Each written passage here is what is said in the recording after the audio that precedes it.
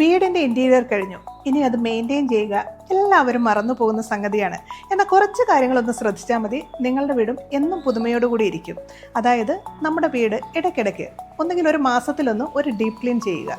അതായത് deep clean ചെയ്യുക എന്ന് പറഞ്ഞാൽ ഫ്ലോർ മാത്രമല്ല, വീട് ഫുള്ളായിട്ട് ഡീപ്പ് ക്ലീൻ ചെയ്യുക. അത് സ്വയം ചെയ്യാം, ഇല്ലെങ്കിൽ ഒരു ഏജൻസിയെ ഏൽപ്പിക്കാം.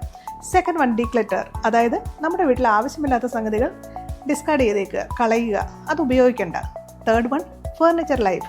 അതാണ് മെയിൻ ഇമ്പോർട്ടൻറ്റ്. എന്തെങ്കിലും പ്രോബ്ലംസ് ഉണ്ടെങ്കിൽ അപ്പോൾ തന്നെ റിപ്പയർ ചെയ്യുക, റീപ്ലേസ് ചെയ്യേണ്ടതാണെങ്കിൽ റീപ്ലേസ് ചെയ്യുക.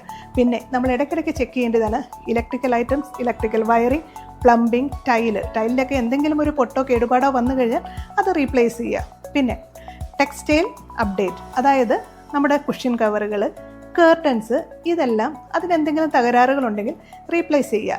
ഇങ്ങനെ കുറച്ച് കാര്യങ്ങൾ ശ്രദ്ധിച്ചാൽ മതി, നമ്മുടെ വീടിൻ്റെ ലൈഫും, അതായത് നമ്മുടെ വീടും പുതുമയോടുകൂടി തന്നെ മെയിൻറ്റെയിൻ ചെയ്യാൻ പറ്റും. Thank you.